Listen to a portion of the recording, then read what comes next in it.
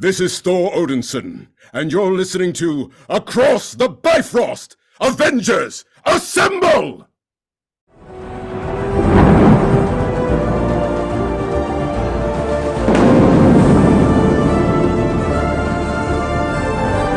Whosoever holds this hammer, if it be worthy, shall possess the power of Thor.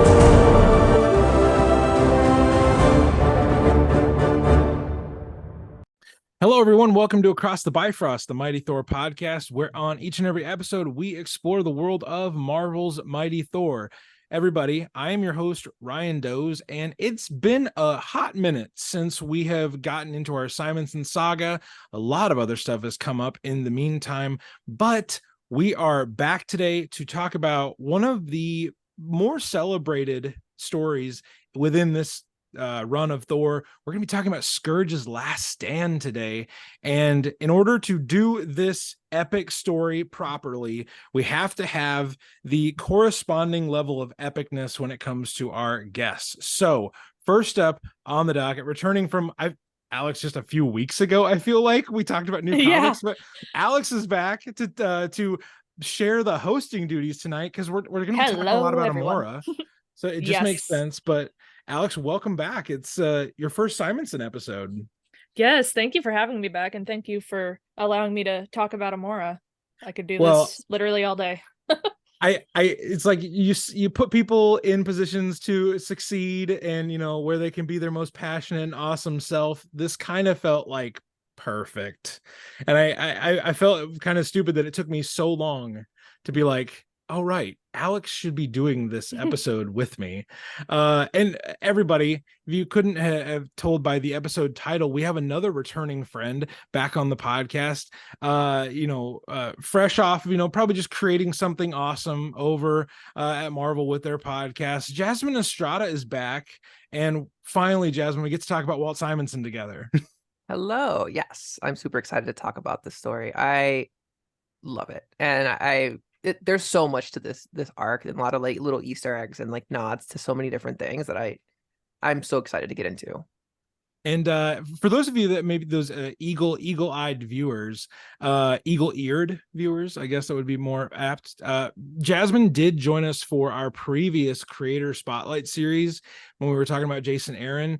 She joined us for, one of the saddest comics I've read in the parking lot of a comic book store. You were here for Death of Jane Foster.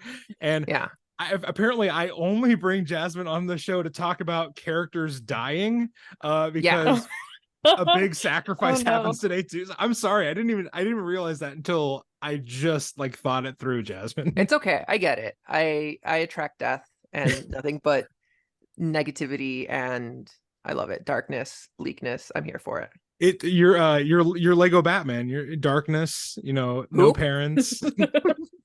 Never heard of him. We're super stoked to have this crew together to talk about Amora, Loki, Lorelei. I know there's strong Amora takes and strong Lorelei takes on the panel, and I have very few of them. So we're also going to be talking about Skurge, Thor. So Hela is a big. I feel like all the Asgardian ladies came out for this story that we're going to talk about, and it's going to be a lot of fun.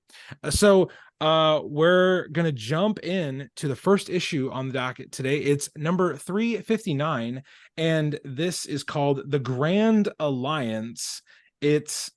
We're starting off with a little bit of the soap opera drama where Thor and Lorelei and Sif, they're all kind of caught in this, I'll say, confusing little dramatic turn where Thor is being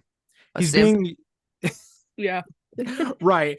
Lorelei finally got her plan to work where Thor is under her control, and then I might need a little help here explaining how this magical game of this triangle worked, because Lorelei has Thor under her control, and then Loki has Lorelei under his control. Do I have that right, Alex? Yeah. Lorelei's quote unquote magical abilities have always just been very strange because she doesn't use magic like Amora uses magic, because I don't think she really has like that ability, but she uses potions and charms. Right. So it's a very powerful charm potion that she's given to Thor for this use, which is kind of her dangling it in front of Amora like, haha, look what I did. And we do get to see an incredibly fun, awkward, like Jerry Springer type scene where Lorelai and Loki are that's literally my favorite panel. enjoying some adult time. And then Thor... I love that when Thor walks in, he's just like, oh, it's great. Loki. He's like, but he says Loki first, not like he's like, it's not Lorelai's fault. It's my Loki. favorite is when Lorelai is like, Loki, are you mad at me? Loki? Yes. And he just puts his head in his hands. He's like, God, the wrong sister. This is like straight out of like Days of Our Lives, like it's just crazy. Like, wait, you're with my brother, but I love you. And there's so much drama. Thor and Loki fight, kind of just wacky comic book shenanigans ensue. I think in one of the previous like ends of an issue, Walt even says like, oh, there's like a lot of romance now. There's kissing happening and there's so much drama. Is this turning into a romance comic? And I was like, Walt, the amount of like tongue-in-cheek that Walt has with his narrations, I absolutely love. But like Jasmine, you're a resident like romance comic like expert. Does this comic fit the description of like the best romance comics? Did this like scratch the itch of being a good romance comic? I think so. I mean, like it's different, right? Like you kind of couch this romance story and a superhero story, and like you can use some of the framework. I mean, it's like you were saying, it's like a soap opera. That's what romance comics were. Like they're very dramatic. They're over the top. Like, oh my God, like does so and so love me? Like I don't know. Like will he ever propose? Like will I ever see them again? Like stuff like that. And it's like all three of those quotes were pretty much said in this issue. Yeah. Right. And like it's just juicy, it's dramatic, it's over the top, like, but like, okay, like it's over the top to the point where like Thor like smacks Sif, and yeah, I have lots of feelings about this. So does like, Sif. Yeah, but like that panel, like we always talk about Hank Pym like hitting Janet, and like we never talk about this as much. And like people will immediately start saying like, oh, it's because he was under the spell, like he wouldn't normally do that if he wasn't. And I'm like, okay, that's fine. But like Sif forgives him so easily. Yeah. And like I'm just like, no, I'm sorry. I wanted to talk about that part because we do come to the point where like the Lorelai Loki Thor drama subsides for the moment, and like Thor the power of the spell is kind of broken, and then Thor goes back and he's like, oh no, like I gotta go back to Sif. And he's still kind of like, we've been in the Simonson run for about 20 issues now, over a year and a half, and Thor still references the fact that he and Sif like used to be together a lot, and he's kind of like the boyfriend that hasn't gotten over it yet, but he's the one that broke it off. And it's a little I'll say unhealthy at times, to put it nicely. He goes and he like prostrates himself before her, asks her for her forgiveness, and she just does. Like how did you guys feel about this? It almost seemed just way too easy. And Sif is usually a strong like don't take no shit kind of character. That was my like, so like that's what I that bothered me. Like I love Sif, like I've always been a Sif like fan, and to see her just kind of like be like, oh, this is fine. But like I don't know, like it's something that like it's like I'm not happy with it. Like I think she should have like pushed back a lot more. But also we definitely but also we come like back to like exactly like it's no it's something that like we return to this whole romance between Thor and Sif. Like you said, like he keeps talking about how like they were together, and like it's something that like I don't know. It's like when you watch a sitcom and there's that friend couple, like that couple that's a friend that were friends, but then like they break up, and then like it's always like the Ross and Rachel, like will they, won't they type Yeah. thing. Yep. And like Walt Mhm. knows how to use that in this run very well. Like he's always dangling it in front of the reader, and it's just like, oh, this is Yeah. here, and then like he throws a curveball like this, where it's like, oh, how are they gonna like survive this? And it's like, spoiler alert, they still do. But Yeah, it's like you didn't have to go as hard as you did, Walt. Like that was a little bit too quick of a. I mean, we're talking like within the same issue, we get resolution Yeah. to that moment, and like what the Janet and Hank thing was literally went to trial. Like Yeah. it was like a huge thing Yeah. in I don't know. I don't know if it was that Englehart's Avengers or maybe before that. But it was like a big deal. It was a huge deal. Well, Hank even in gets like the Ultimates, like in the Ultimates yeah. version, like I'm rereading a lot of the Ultimates comics right now, but like in that one, it's a big deal too. Like Captain America, like essentially like is like, I'm gonna find Hank and like kill him. Not kill him, but like he like is truly like, I'm gonna like track him down, and like it's game over for him. And it's yeah. like, yeah, it's a serious thing. Well, and so I guess I'm just kind of curious. This is a little bit of a rabbit trail, but like sometimes in comics, it feels like we either have too long of a memory about something or we have too short of a memory of something, where it's like, oh, last issue so and so killed so and so. This issue, oh, everything's cool now. Like we're good. Or so and so betrayed me, or they betrayed the Avengers or the X-Men. I mean, I'm sure there's a billion examples of this in the X-Men, where it's Oh, like yeah. forgiveness or like sweeping it under the rug happens really, really fast. It almost, in my opinion, it's like to return to the status quo. Yeah, Do you think? exactly. Yeah, Mhm.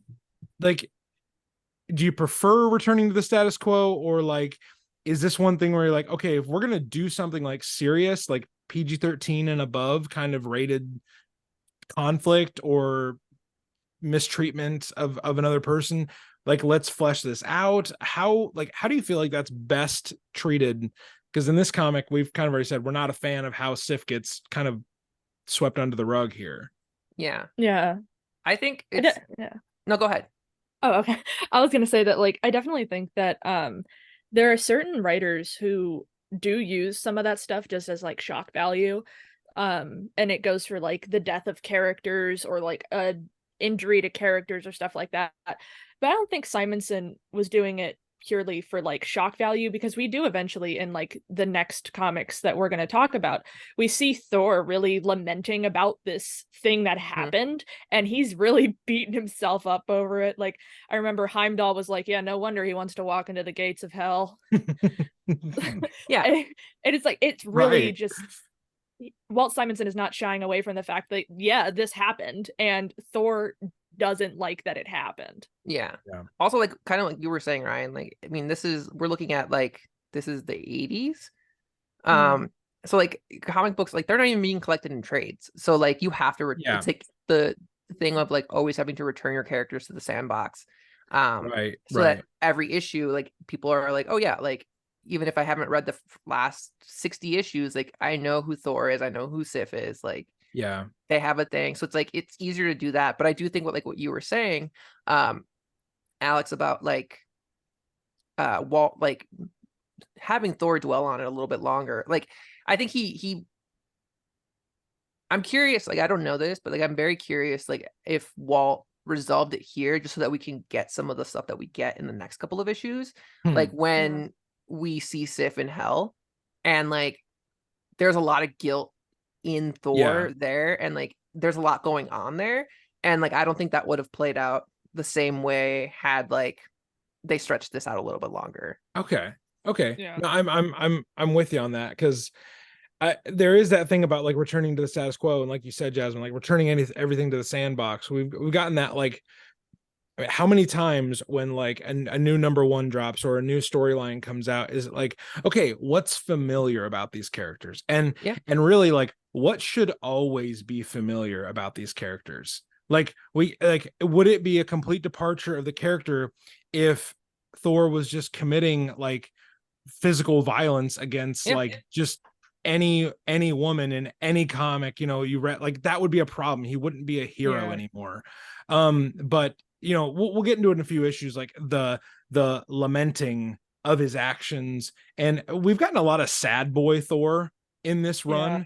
Because he's processing so much, like losing Odin and losing Mjolnir for a time with Beta Ray Oh Bill. no, I have coded him as like Drake in this entire run because he's just such a like he's so sappy. He's like simping over all these girls, and like he's just like, I can already like, there's times when like Walt just writes this like, I don't know, like in each issue opens up with like almost like a monologue, like an internal monologue, and it truly feels like Drake just writing some verses, like like he's just in his feelings, like really like I miss my dad, like I can't believe like things with me and Sif didn't work out. I got tricked by this other girl and like had to like shake that off. She She's cheated on my crazy. she cheated on my like she cheated on me with my brother. Like, come And then I had to on. beat him up, and then Yeah, like, and now I'm going to hell. Like,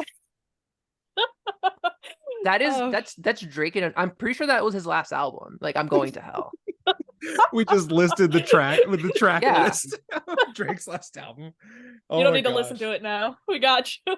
Yeah, like I guarantee you, when we share stuff on Instagram for this episode, a lot of it will be with Drake in the background. Perfect. This issue ends with them figuring out how they can bring the Asgardian soldiers finally back from Midgard, which happened like a billion issues ago. I love Yeah. this. Like Beta Ray Bill and Thor kind of do like a Dragon Ball kind of like Yeah, Kamehameha, Oh, it is like, 100%. Yeah, it's 100%. they just wanted to touch hammers, you know? Well, they're both kind sorry. of pining over the same woman. Okay, but we didn't even talk about the part where like Beta Ray Bill and like Sif are just walking through New York City, Oh my like no gosh, big yes. deal. Wonderful. He has stuff. like no nose. He doesn't really have a face, and he's Yeah. just like walking with a hat. He's like still better than being a horse-faced like alien. He looks like a Play-Doh sculpture of Yeah. what my 6-year-old would be like. Look, Dad, a man. Like he's like he's familiar enough as a human that they're not going to be like, what's that monster? But it's like, dude, you've got no nose. This is weird. He's also like bright orange. Like, I don't know. Like, Oh yeah, it's if I saw that walking down the street, I'd be like, I don't think that's a human. Yeah, that's he looks like he got like stuck in the tanning bed.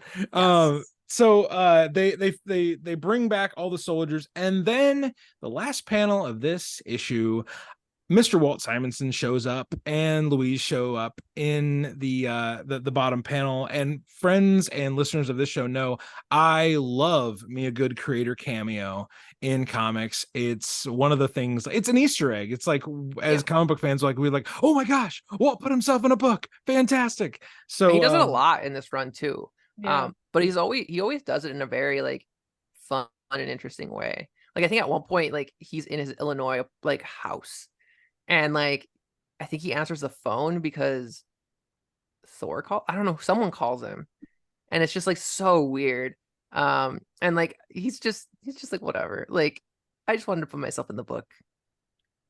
One of so I don't know about you two, and if you have an example of this, like, please feel free to share. My favorite example, well, I have two. My favorite example of a creator putting themselves in a book, there's one where Jason Aaron and Russell Dodderman put the entire cast of creators in Will Moss's bar. Yes. And that is fantastic. But my favorite instance is when Assad Ribic, the janitor, is running from Thori the Hellhound. I One didn't of even my absolute favorite. I don't thing. know about this. Now I need to see this. I will show I you- think like one of the things that I know the most is I'm pretty sure Jack Kirby is God. Yeah. To like in like one of the Fantastic Four comics, Jack Yep. Kirby is God. But I also remember that Kevin Feige, who wasn't a writer on any of these, but he appeared at the Hellfire Gala. Donny Cates's crossover, I think in Yeah. issue number 6 or 7. He's in prison or something like that. Yeah. But then there's also an issue where like Chip Zdarsky is in it. and he's like the main character. It's like a one shot, and it's so good because it's all about him dealing with this character that he created, which is Chip Zdarsky, because that's not his real name. It's like this character that he's made Right. for himself, and it's so meta, and like I had to read it like twice at least just to like catch all the like little jokes and gags and like really understand what was going on in it. But that's probably my favorite. Man, I will have to look that. I knew Donnie put himself in an issue of crossover. I did not know the Chip Zdarsky thing. And Yeah. Chip And Zdarsky he was a guest writer on it too, I think too. talk about a guy, he's such a character. I absolutely love it. His Substack is hilarious. So But Alex, do you want to take us into 360 and all the notes that you've taken for this one? Yeah. So 360, which is called Into the Valley of Death, it probably has one of my favorite covers because one, I love Angrboda, but two, it's just really cool. But we get the Asgardians coming back to Asgard, and I really like this opening with the Warriors 3, where they're like, where's Volstagg? And then he just comes like barreling through. And he like literally everyone around him is like on their back. One guy has his legs up in the air. It's just And he's still wearing his I Heart New York shirt. yes. Oh, I love him so much. And then we get, Thor's like, giving his rousing speech, and Frigga's telling them about the decimation of Asgard from the War of Surtur. And Thor is like, I understand that, everything's bad, but we gotta go to hell. You gotta come with me to hell and retrieve the souls of the humans that Malekith damned. Which happened forever ago. Like, yeah, it's so wild. 345 through 348 is what they'd have like, oh yeah. God. But yeah. Go ahead. I was gonna say probably one of my favorite things is when Harokin, who's the leader of the Einarjard, he's like, hey, by the way, you should see what we got from Midgard. Oh. And he's like, Yes. we traded some horses, and they open a box and it's a bunch of assault rifles. This is like my favorite thing. Like I don't like guns. Like that's not like I'm not for it, but Yeah. the thing Yeah. that Walt does really well here is the juxtaposition of these like assault. It almost looks like you're watching Space Jam and you're like, these two things don't belong. Like there's a human and a cartoon. Like they just are so different from each other. Yes. And like even the way he draws the assault rifles are like incredibly detailed. And so like it makes it feel like this is just out of place. Like this doesn't belong.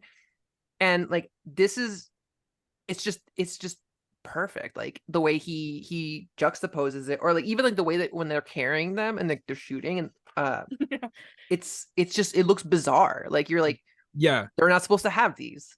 It's one of those like things where like if you look at it, you're like, hey, that's not right. But then you're like, oh no, this is like the most right.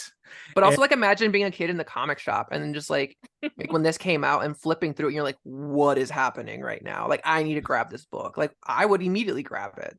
Mom, these Vikings have guns. Yeah, like I guess whatever.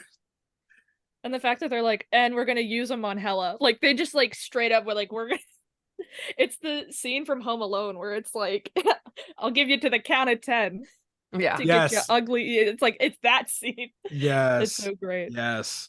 But continuing on, we get more Thor and Sif, and there's a lot of Thor and Sif drama in these couple of issues, because Sif is still wondering, let's see, what do my notes say here?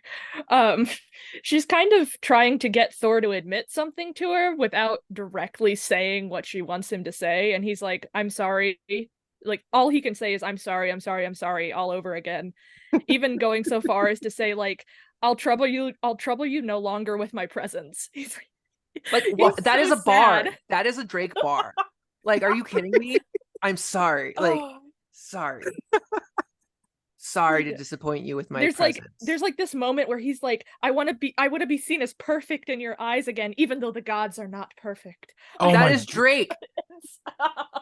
Like I actually this is funny, but like I saw, have you seen this like poetry book that came out? No. Oh my God. It's like there's a line in there. Like it's like a full page. Like it's a book, but like it's a full page, but each page has only like really one line printed. So it's like dead center of the page. Oh my God. But there's one that's exactly what you just said.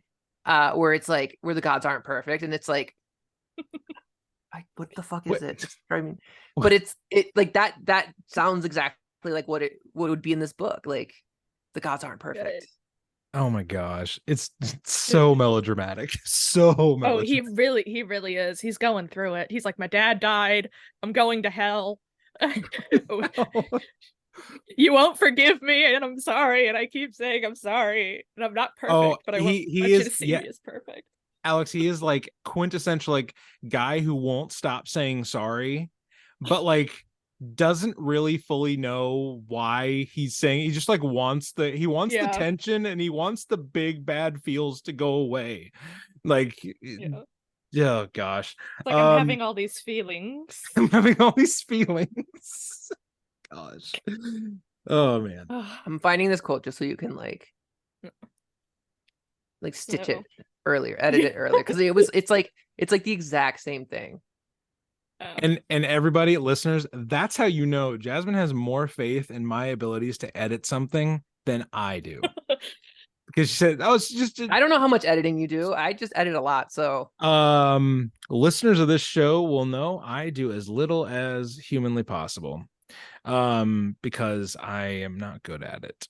But where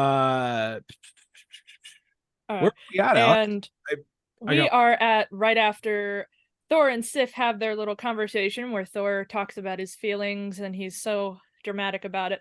And then Amora shows up. She just shows up, and she wants to talk to Heimdall. And I think this is kind of funny because Amora and Sif, if rarely and ever, get along, and Sif says nothing to Amora. So Amora having this little romance with her brother Heimdall is kind of funny. So we get that moment. She's like, I want to talk to Heimdall. And so Amora and Heimdall go off. And then we jump back to Thor talking to Frigga about leaving. He's going to retrieve the rune stones of Odin.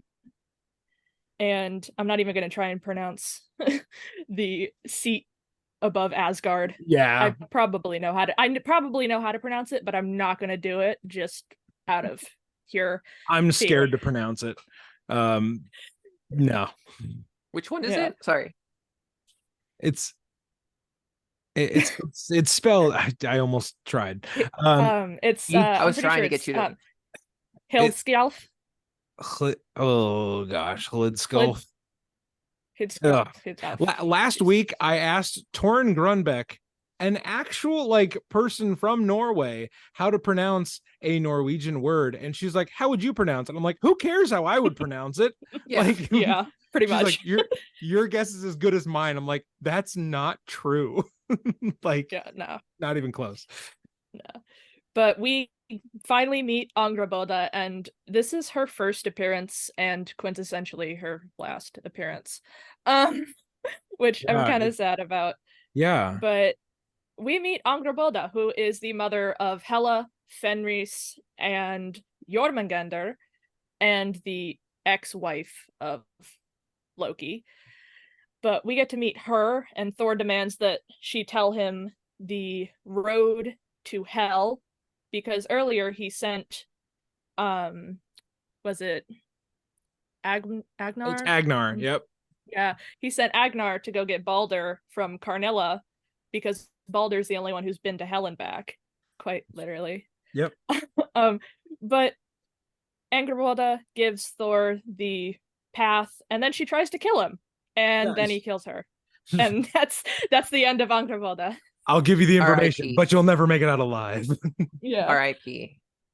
Yeah, and then we meet back up with Amora and Heimdall, which I love the little Amora and Heimdall romance that happens within these comics for Simonson. There's a lot with them. But while they're talking, Skurge shows up.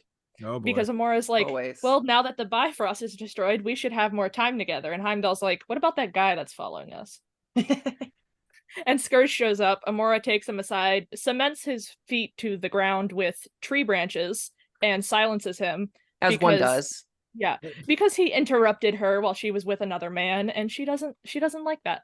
But now we go back. Thor meets back up with Balder, and Balder tells him about Hela's army of the dead and how dangerous it is. Oh, so cool. So cool. Yeah. And then we go back to Thor and Frigga again, and Sif shows up again. This is to my have favorite. another conversation with Thor. Because Sif And just like buries him here. And I'm like, Oh, yes. it's like he stood no chance. He had goes, no chance. So she walks in and Thor is like, and may the scepter of my father keep you and guard you from harm till I return. And then she's like, if you return. Like, it's just so brutal. Like, yeah, I love how Frigga is kind of like, and that's my cue. Yeah, she's like, I will see myself out. Peace. Have fun. You are freaking like, screwed. Yeah. Not even a page later, she's telling Sif how great Beta Ray Bill is. Yes. She's like, by the way, Beta Ray Bill. Your own mom is doesn't even pretty want you to great. end up with this lady. Oh my god. Even your mom is like, he's a mess. Don't. He's honey, don't do it. He's a He's a mess. Don't do it. And we essentially end this with Skurge going after Thor. He's escaped Amora's enchantments, and he's like, I want to go with you. And Thor's like, sure. And then he takes Tooth Gnasher and Tooth Grinder, and they head off to Hell. Ugh. And that is the end of that. Oh my goodness. Did you guys? I have a question for you guys. Yeah. Have you read the 4-issue like Balder mini? I have not. Simonson did. I am saving it to cover it. It'll be the next part of our Simonson saga. Okay. So the first issue technically comes out in between 260 or 360 and 361. Okay. So like, I mean, there's not a whole lot that happens there. Like, you get some background information on what's about to happen, but it's like, to be 100% fair, like 100% honest, I'm not the biggest fan of this miniseries because I just like don't care about Balder. Yeah. But it does add a little bit to it. Okay. Well, and I think it's honestly, my favorite part of this issue was the Thor and Balder reunited, and it feels so good kind of thing, where they're like talking about how Hela, like what Balder had to go through to get back. Because that's been Balder's whole thing this entire run of Simonson. Balder's story has stayed consistent, that he feels like survivor's guilt of making it through Hell and having done all these terrible things, and Loki breaks him a few issues before, which like I've never hated Loki on a page more. And then when he like he breaks Balder, and you're like, you douchebag, like what is wrong with you, Loki? Who hurt you? Speaking of Loki and Walt Simonson, I know. the What If Dark Loki actually touches on this. Oh my gosh, just sure does. And also that Balder series introduces Carnea or Carnilla. Carnilla. Carnilla. I call her Carnilla because like I'm just Mexican, so like yeah, I see the double L and I'm like, that's a Y. And of course, Balder and Carnilla have a very healthy relationship built on mutual respect and none of that. It's incredibly like Carnilla she's crafty. Like, she's fab. I love her. I mean, she was Amora's teacher for a hot minute. I have a follow-up for like both of the things that just got said. Fab, absolutely, Jasmine. Her headdress game is unstoppable. It's beautiful. Like, it's beautiful. It's like, it's a lot more like, I love Hela's look. I'm all about it. I'm all about her headgear. But this is like a little bit more tasteful. Like, I could wear this out, like I can walk through a doorway without getting stuck with this one, right? But that's still, why your hair is so big. It's full of secrets. Yeah, but still like make a statement, Yeah. And like Carnilla has never worn the same headdress like ever. Like she wears it once and then she's like, okay, that's done and dusted, and I'll never wear it again. Whereas like, what an icon. she's like, whereas like Hela's like, yeah, we get it. Like you're moody, you're edgy, like, you know, you're dangerous. But like we've seen this look on you before. But Carnilla never redoes something. And yeah, I love the explanation that Baldur gives for how he escaped and the like progression that Simonson does with essentially they just do like greens and shades of blue. Like I just love that kind of like filter on this memory to really cut it apart from the body of the story as they're telling this flashback. I really enjoyed. I will say one last thing about what Simonson is able to do on the last pages of these comics. He always has this like abilities, either like give you a like plot tease for the next issue, or he gives you a big splash for the last. And he's like, okay, how are we gonna hook him for next time? And he, you know, the chariot of Tooth Gnasher and Tooth Grinder, you know, like for Hela beckons, the hellhound Garm awaits. It's like, okay, Walt, you got me. It's a movie poster. It's great. Like the issue before it was like Thor goes to hell. And it's okay, it's kind of cool. So yeah, we conclude 360 that way. We're gonna actually take a brief little break here. Gonna let you know what we have going on Patreon, and then we'll be back with 361 and 362, and we'll really focus in on the journey into hell and Skurge's defining moment as a character. So we'll be right back, friends.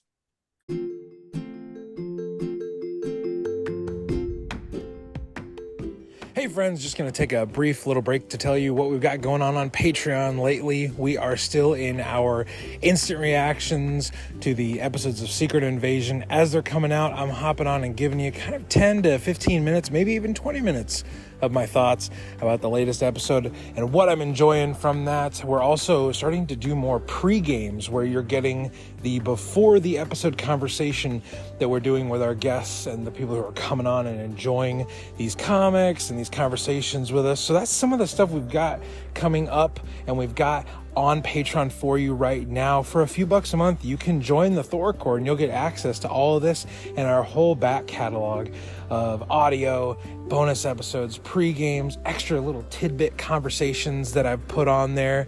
So there's a lot to be enjoyed on there, and you'll know the stuff that's coming up way before the people on the main feed and our social media will find out. That's what you can expect if you join the Thor Corps today. Great group of people over there that support us. We love each and every one of them. We appreciate them. If you want to join them, click the link in the episode description and join us today. We'd love to have you. Either way, enjoy the rest of this conversation with Jasmine and Alex. Simonson Saga number 6. It's been fantastic, and it's just going to get more epic on the other side of this break. Okay, everybody, we're back to close out the last two issues of this part of our Simonson Saga. We're going to start off the second half with issue 361, The Quick and the Dead, where Thor and the Asgardian warriors are descending into hell. But first, they've got to get past Garm, the big bad wolf, I guess, who is guarding the gateway into hell. They have a little bit of a, not really a fight. They just kind of talk it out. And he's like, okay, if you guys want to go, I mean, just. No, he was just like, can we pass? And then he's just like, he doesn't even say a word. He just points. Just, like, go for it. Like, I don't care. Whatever. You know? And then, go ahead. Even Thor is like, oh, they just said we could go. Like, we should probably just go.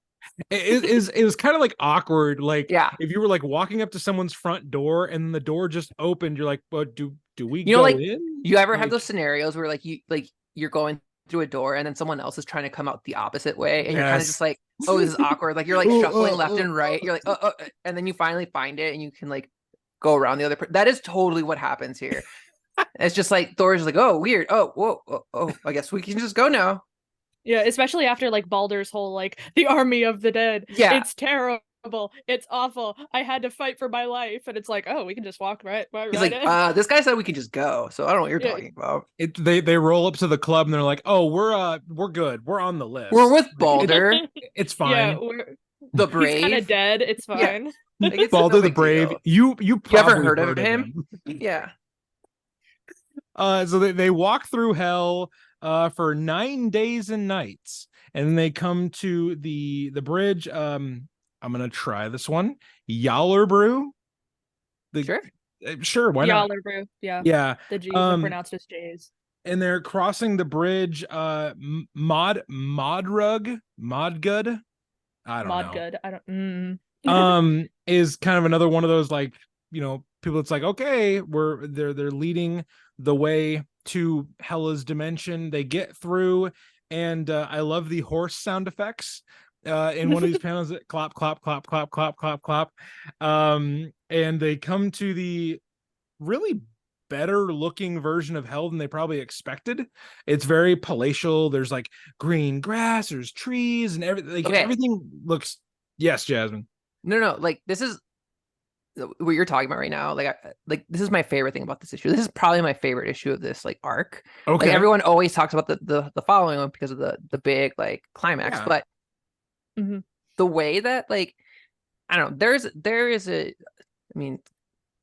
art to being both like the artist and the writer on your, like, in your books.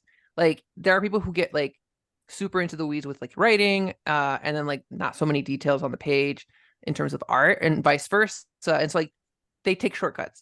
But this is probably one of my favorite issues because the entire time when you're flipping through this book, like, as you get towards the end to the big fight against Hela, like, the background changes and it slowly changes, but Yeah. it creates this level of, like, you start off and it's like you said, it's all lush and green and like it looks normal. You're like, oh, this is hell, like, it's not that bad, and it's alluring. And like that's when we start getting like the enchantress of it all, the who's the other person who comes Nana.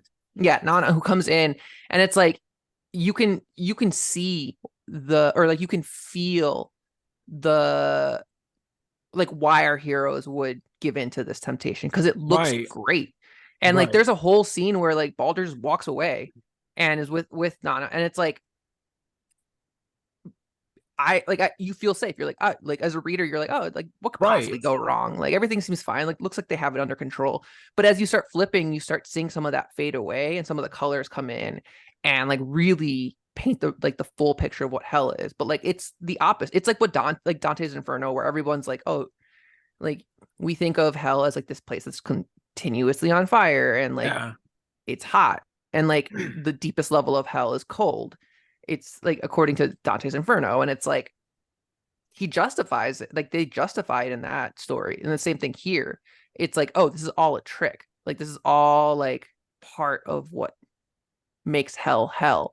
Yeah. But it's such a like small detail where it's like, if you don't like it, it's not even if you don't notice it, like, or if you blink, you'll miss it. But it's like it's so well like interwoven in this book or in this story issue that like you might not notice it because it just happens in the background. But once you get to the fight, it's like completely like grayed out, dark, more spooky. You can almost feel the like clouds rolling in. I love the little line along those same themes. I love the little thought bubble that Thor has at the bottom of one of the page, where he just says, they too begin to vanish into the mist, where Thor is basically just like, oh, everybody has pieced out because they're all being lured away from each other. Yes. Like they're slowly being divided, and they're being taken off into their own kind of like version of what their personal paradise would be, or that reconnection with the person they thought they had lost forever. That's why most of them are shocked to like see like, oh my gosh, you're here, or why would you be here? I love that feeling of confusion. It's almost like a horror movie, but like kind of like a horror movie where like a Stepford Wives kind of horror movie where everything seems perfect, but there's a lot of really diabolical stuff happening behind, like, it's too good to be true. And like, like one of the things that happens, like we were talking about Baldur going off of Donna, but like we get Thor encountering Sif. And okay, I just need to say, Thor immediately, like, what Thor says is great. Like, I like what he says here, but like he gets confronted by Sif, and Sif's like, I love you. Like, I'm not dead. Like, I love you. I came down here to like find you. Da, da, da, da. And like he's like, no, I'm not gonna fall for it. Or he almost falls for it, but he says like, no, I'm not gonna fall for it, and then essentially like takes a tree, or like Yeah. a small little tree, Yeah. and throws it at Sif. And I am sorry if you have already Bro, you already like messed up and slapped her. Like, why would you try to hurt her again? Like, even if you're you're like, scaring the hose, man. yeah, like come on, my guy, like what, like I'm just like, just play it safe, you know, like maybe Right. just shoo her away. Don't throw it. Like, there's other ways to be like, get out of my face, you demon. But like, he's like, no, let me take this tree and like swing it at you and like make you go flying, like soaring in the air. And it's just like, what if that was actually Sif? Like, Right. Like 0.1% chance. What if that's Yes. actually Sif, dude? You're like all this like forgiveness and this sad sack you've been for the last like, few no, you went issues. straight to violence again. Like, Right, like you have a problem. Get some therapy. Like deal with your daddy issues for God's sake. The Asgardian therapists are not doing their job. It's like, well, have you tried throwing a tree at your problems? yeah. It's like I did, and she just like evaporated into this She death turned goddess. Yeah, and then she turned into Hela. Like, She turned weird. into my niece. Yeah. Oh gosh. And then I had all these other sorts of like, you know, things pop up. Like I do love that when they finally do like fight, I love a Walt Simonson fight scene. Like I love when he writes and draws big action, and he does the dialogue back and forth between two characters that are about to like get into a physical conflict. I think he amps up the like the stakes. tension and Yeah. yeah, like in the stakes so Well, it's like- quickly. It's like when you get to this fight, you're like, oh, Hela is like already a big bad. Like, she's scary. But then like as Thor is getting ready, like he has to put on like these like gauntlets, and he has to put up like his cape over his like head, and like that's all raising the stakes, because as that's happening, there's like this like exposition of like, oh, like if she touches me, like I start aging and will immediately like shrivel up and die and turn old and ugly. And so it's like that just adds another layer to this fight. So it's like, oh, like not only are you like fighting one of these like gods, like the god of hell, like you're also like, you can't even risk being touched. Like, Yeah. incredible. And like you said, like it just raises the stakes, and like you start looking at every single panel like, oh, did she get him? Like, oh no, what's gonna happen? I love the cowl, like the almost like, it almost looks like an executioner's hood. I want a Yeah. figure. I want the figure. I want a action figure of this so Yes. badly. We need a Marvel like, Legends figure for it. it's the closest to like Ninja Thor that we're probably ever gonna get. Like this Truly. was very cool. I want Also, it like, so badly. like no, same. But like growing up, like I used to hate when like characters would have a costume change, or like there was something different about the character, and like Okay. they would go into like a major event, or like it would carry over into like other issues, because I don't know, like as a kid, like I would like, especially like I'm thinking about, it's a good example. Like Secret Wars, right? Secret Wars takes place, like the original Secret Wars takes place, and like all these characters come in, and like a lot of things are different, like a lot of things change, and then they come out. But like if you were to pick up like the first couple of issues of, you know, Secret Wars, like you'll see some of these characters and you're like, why do they look different? Like, why are like from like the status quo? And that's what always Yeah. bugged Yeah. me. And like as I got older, like I read a lot more comics. So I started filling in some of these gaps, right? Like, so I knew Yeah. what was happening before and after. And like I've since become more appreciative of that, Yeah. because it is such a like unique attribute like to the like Marvel universe, like to the point where it's like you even see it on the screen, right? Like if you look at Marvel Studios like Endgame, or if you look at Marvel Studios Infinity War, like we have teenage Groot, right? Like we don't Yeah. have like a full like, you know, full-size Groot. It's like it's in the middle of his story. Like this takes place in the middle of his story arc that like is happening in that trilogy. Or like who else is, or like Smart Hulk, right? Like it's in the middle, like we get Smart Hulk or Scared Hulk, right? Like we don't get like the full vicious one, and by the time we get to Endgame, like it's more of like an intelligent Hulk. It's not the same Hulk that we've seen before. And like Yeah. those are things that like I like just really have come to appreciate a lot more, because that doesn't happen everywhere else. Yeah, well, it's that thing we talked about a little earlier, like returning to the status quo. Right. That's even done Yeah. with like their attire. Like, well, we during our break we talked a little bit about Immortal Thor. People been talking about like, Mhm. oh, we're going back to the classic look. It's like, oh, you're right. In a way we are, but like Martin Coccolo is gonna put his own spin on it. Yes, Like, and like he does. yeah. Like if you read that issue or the annual, you can see him put on that costume, and you see Yeah. like Martin Coccolo's like touches to it, and it's just like, oh yeah, this is like, yeah, it's a classic costume, but also like Yeah. the way he draws it has its he own streamlined it. Yeah, Like, it's like very Yeah. clean, Yeah. less bulky. It almost looks like a bodysuit. Like Mhm. it's like in one piece, and then he like has listeners of this show are not going to be shocked that we love Martin and we love the things he does. And like, I remember one time someone was like, it feels like you're not that critical of Martin Coccolo. I was like, and I won't be, like, because he's Yeah, a delightful exactly. person. Like, 'Cause I love Exactly. him. Amazing like- artist. yeah, it's like he does something I could never do. So yeah, he can do whatever he wants. But yeah, like as far as costumes go, this like hooded Thor figure that we are trying to will into existence, it needs to happen. Yes, please. Because We're gonna manifest it. We're manifesting it. Very cool. Manifesting. But like, so the reason why I brought up that like the costume and like the thing, like we'll circle back to it, because I want to talk about a little bit more by the time this issue ends, and like we get to the next issue. But like before we do that, like we have to talk about like the intermission that happens in this issue, because Please do. right as like Thor lunges at Hela, like in this like new like get up, it's just like, all right, Oh, like this let's- intermission. yeah, Oh, like my let's heart. go talk to like, you know, the like the kids. these little kids and see what they're doing with our like Warriors 3. Like let's see how they're hanging out. And like Volstagg and Volstagg and his like 80 kids. yes, Yeah. like I love him.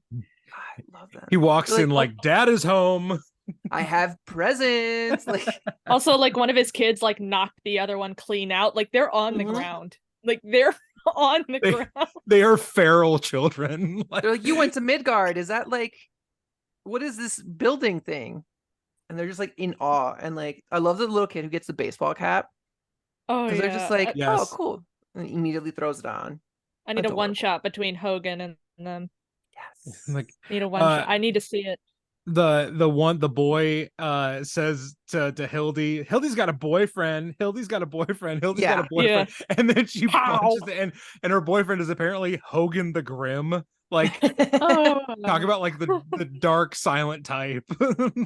she loves the dark, mysterious The type. broody. The broody, A man, like a man teenage of little angsty. words. Yeah, like, you know, she's like, been she's into the scene. Like she wants the emo boys. she's been reading a lot of romantic fantasy. Like, Yeah. It's a funny little interlude. I remember I went pretty hard at one of the interludes that we had during the Surtur saga, like the Mhm. culmination of the Surtur saga. They did like Walt did an intermission there, and I was like, hold the freaking phone. We're about to defeat Surtur and the Yeah. Sword Twilight. And it's like, hey, here's some wacky stuff that the Power Pack's doing. It's like, Yeah. what in God's name is happening? Please don't I do love that. this. I love these intermissions that he does, because even like earlier we get to see like a conversation between Sif and Sif and Frigga. But like if you look in the background, they're rebuilding Asgard with like industrial cranes. Yes. Which they're. It's like, I didn't know Asgard went through the Industrial Revolution. It's like, yeah, we got machine guns and cranes. Of course, we're doing well. Yeah, we're fine. They're packing heat. They're back in- Like, you know, I- for a fact that like Asgard has like crypto, like currency. You know, like they have their own Loki coin- runs it. Oh Like, yeah, Loki absolutely. runs the He's crypto. like, hey guys, have you heard of crypto? Like, let me like check out my Loki coin. And the best part is that Loki I'm pretty sure, Fandral 100% invests in the Oh. crypto. Oh, absolutely. And he's a sucker for it. And Hogan's like, don't do Yes. that. And Volstagg's like, he's trying to convince Volstagg to get into the crypto. And Volstagg's wife is like, if you buy crypto, I'm leaving you. Yeah. I am leaving exactly. you. Exactly. And Fandral's She's like, like, "But we it's have crypto." 80 children. How dare you? Fandral's like, you don't get it. Loki said that I'll be rich in 5 years. Like, it's Oh my cool. gosh. and Hogan's just sitting back there like, I think it's a bad idea. I Yes. just think it's a bad idea. And then Fandral like loses all his money, and Hogan's like, I told you so. What is? Yeah. I But also, like, understand. But also, like, Hogan's like, this is why I stick to like sports betting instead. Like, This is why I prefer a sure thing like sports Yeah. betting. He bets on horse races. yeah, he's Oh my god. absolutely at the OTB. No, he's definitely got like DraftKings, one of those apps, and he's just like, Oh, like, I don't know anything about basketball, Oh. but like maybe this team. oh my gosh. Yeah. I don't know anything, but like maybe they'll win. They look cool. Oh my gosh, that hurts. Well, I understand that the Warriors 3 might not be the most popular, like little, like small team ever, but tell me like an ongoing Warriors 3 series wouldn't be funny as hell. Like There was Oh, one. it would. what Yeah, right, the but dog it day only afternoon ran I for like posted- 4 or 5 issues. Yeah, it was really Yeah. short. And it was It was. so good. Yeah, it was Like, really It was good. The end, the final page of it, though, I will say, like gave me pause because if you I get don't into like the remember. context of it all, but there's like Loki's like kind of half daughter, Right. and then she's It's an like, awkward ending. also, yeah, she mentioned she's like, oh, and Hogan and Fandral had a falling out over me, and I'm like, no, they would not, honey. I'm sorry, you are not that girl. They Fandral But and also, like, Hogan, Let me would tell you never. something about Fandral. Like, Please. honey, like we need to like we I need to bully him talk. for fun. It's okay. like this Like, like he's a little Oh, he's a mess. He's a hot mess. so Jasmine said earlier like Baldur's really not like your thing because like Yeah. Baldur feels like a lot of side characters where he's so nondescript where it's like, oh You know yeah, what he reminds me of?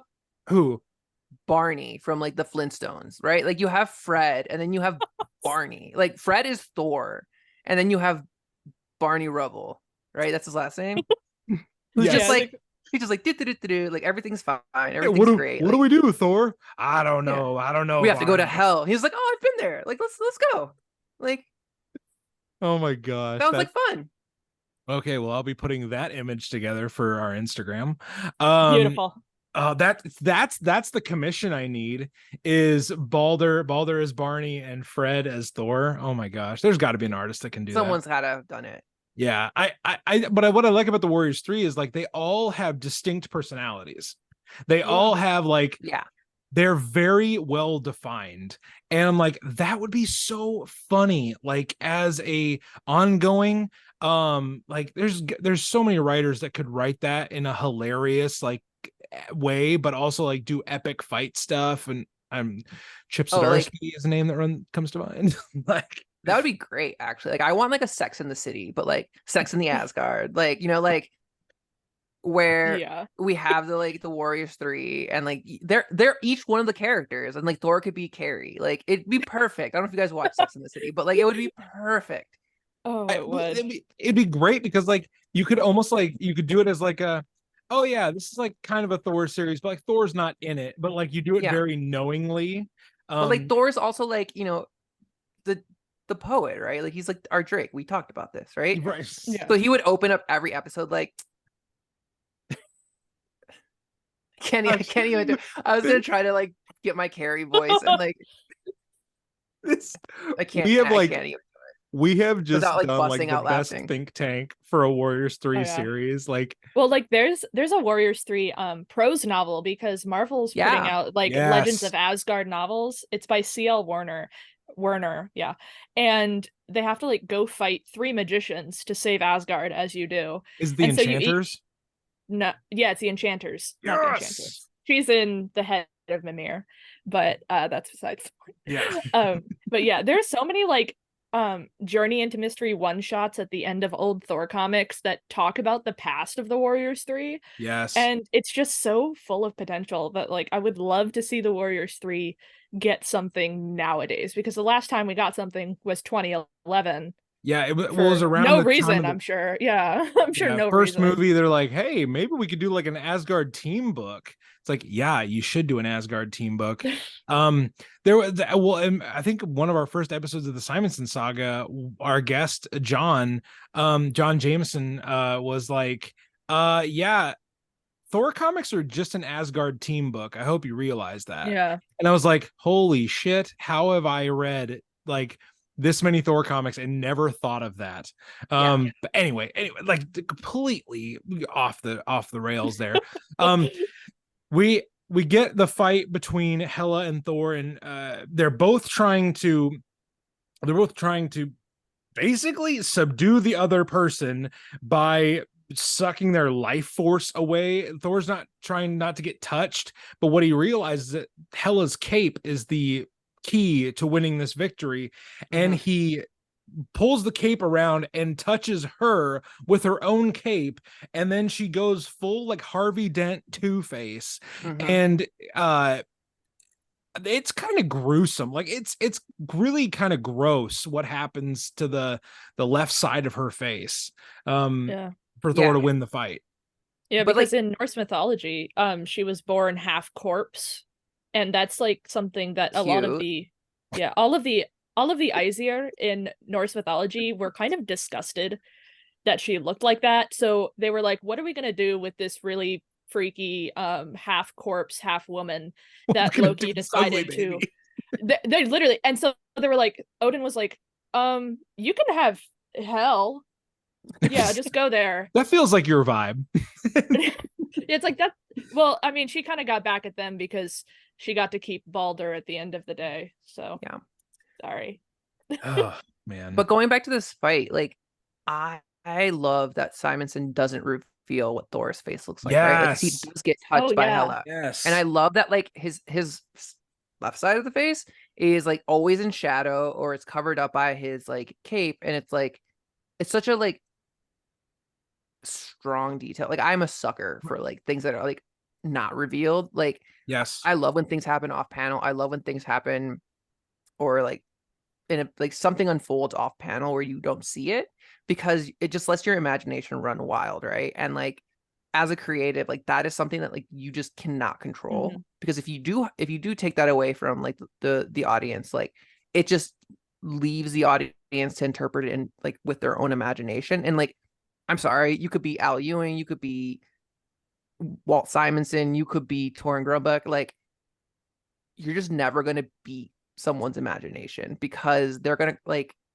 it's just like a thing. Like it happens in movies, it happens in comics, it happens in TV, and like there's just nothing more powerful than like an individual's imagination, because it caters to like them and like with their interests and like their horror and terror. Right. Like you're not like that's what like it leaves you with. And even as we get into the next issue, like you don't see it, and like as it progresses throughout the story or throughout this entire run, like we never really get to see it. And like he grows a beard to like hide it and conceal it, which I don't know if that would actually work, because the rest of your face is kind of like that only covers like your lower third of your face. Like you still got a little bit more to cover. But speaking as someone who's been trying to cover up the lower third of their face for a while now, yeah, it doesn't do like much. If your whole face was mangled, it'd be like, oh hey, you grew a weird beard over your gross face, dude. Also like imagine if that was like all scarred and like scarred and like gnashed up. Like could you grow hair still there? I mean, maybe. Or would it just be like patchy? That would be even worse. If it was scarred, I don't think you'd be able to grow any. Like it'd be patchy. I'll put it this way. Sure, like, yeah. If I ever have a horribly disfiguring injury to my face, I will let you know. You're gonna get into like a car accident and be like, oh, yes, finally, like I get to grow out my facial hair. I can't wait. No, I remember please like don't get into an accident. I'm in the ER. Don't do that. I'm in the ER, and like the first question, I'm just like, will I ever be able to grow hair on the left side of my face ever again? Like, this seems like a weird question to ask at this point. I just gotta know. Like, I don't really care. I care more about the answer. Like, I do love, speaking of like the like left side of the face in here, like it almost goes into like body horror for a second, because Hela is so like there. I'm looking at she's grotesque. It is like it her looks... entire like side of her face is like hollowed out. Like it's missing. She has no cheek. This is where like I feel Jasmine said like the sucker for a good detail. I love how detailed Simonson gets in portraying Hela, who like, let's be honest, like she's normally a villain or at least an antagonist, but like when we do get to see her, she's a beautiful character. Like she's not an ugly, grotesque character. She's not like the hag that there was, a few parts ago. So to make her look so disastrously disfigured, and for Simonson to just kind of go for it with that was, I don't know, it was kind of just cool to see him play around with what these characters would have done to each other in this fight, and they wear the results of the battle on their faces. I kind of I like that detail. When Jasmine mentioned details, that was my favorite detail of this issue. But we come to the end, and like, Thor basically says like, oh, we won, and he tosses the cloak back. I'm like, Thor, come on, man, you just saw what it could do, don't throw it back to her. Like, it's like I would hold on to that until you leave. Like leave burn that it. with leave that with the giant dog at the door, and then Give it to the goats. Give it to the Yeah, goats. like- Like do something. come on, like it's one of those where like Thor kind of proves that he's not exactly the greatest oh gosh, how do you say this Strategist? word? Strategist, there we go. I bet it says strategist. I don't know what that, Strategist, but sure. it's that works too. strategery from the old SNL skit. But Hela picks up the cloak, and she's like, basically, oh, I'll get you for this, Thor. And we go on to the next It's issue, like, which I'll is get called, you, my pretty, and your little yeah. goats, too. She goes Yeah. full Wicked Witch of the West. And but next we have the Day of Wrath, in which some of those who rode to hell do not ride out again. Again, Walt, you Oh, he knows how to end a stunner. comic. Like, Yeah, it honestly, and people that have listened to the show for a while probably get tired of me referencing Jason Aaron every chance I can, but I don't know, deal with it. Jason Aaron is one of those other guys where it's like he knows how to end a comic. He knows how to end it where Yeah. to be like, I have to keep reading. I must keep reading. I can't wait for this next issue to come out. And Walt does this here. He baits the hook for us. And do either of you have any final thoughts about 361? Because I mean the big one is next. Yeah. I think this issue, I mean, like overall, I don't have any like massive, like I don't have any super detailed like things I want to talk about, but like I do think that this issue is like highly underrated because everybody remembers the next issue. Right. yeah, Like so much happens in this issue, and like you said, like there's a fight with Hela. There's like, I mean, like he gets facial damage, and like it carries on throughout the rest of this run, and like, but also like we get to see a Thor that we don't see often, right? Like we see a Thor who is fighting like with his fists and is like getting down and dirty, like with his armor, like his gauntlets, Mhm. is like, the way he looks is different, and like it's very rare because like especially like leading up until this point, we only see him like doing his thing with his hammer, and it's like okay, cool, different, or not different, and it's like this issue is just so pretty to look at. There's so much going on in the background. There's so many like just like you said details. Like this issue has so many details in it, Mhm. and like the way that the story is crafted here is so like it sets it up perfectly. It is very much like teeing up the next story so that you get the major impacts, or you get those major feelings. Like all the Skurge stuff that happens in this issue, we kind of like skim through it, but this is where he finds out, like not finds out, but this is where he's starting to have the conversations with Enchantress, and like he starts to turn, and like he's like, all right, cool, like I'm gonna follow my girl instead of Thor and his bros, I guess. And like that is something that like sets it up just perfectly for the next issue. Like it's so good. Yeah, it is a perfect, if this issue, if like maybe the last issue, I guess, if this were a trilogy of issues to tell this one story of going into hell and getting the souls back, which is kind of like this little side quest that they're doing, because the big thing is like still, where the heck is Odin and what's Loki up to and all that stuff. this is a great little trilogy of issues. It tells a very cool, very fresh feeling story. And there's lasting impact with these. Yeah. Yeah. Alex, you want to take us into the last one? The cover alone would Oh yeah. take me the rest of I the night actually to fully appreciate. I think I'm pretty sure I have this in my long box, but it's Well, just this cover. Oh, God. This comic with Thor and the goats and then Skurge in the background with the assault rifles just firing off an is amazing cover. it's just metal. It's Yeah, It's also yeah, like, yeah. again, completely metal. It goes back to like if you were a kid walking into a comic shop, you're like, why is this man holding 2 assault rifles in a Thor cover? Like, Oh yeah. like what is happening? Like, I would immediately pick this up.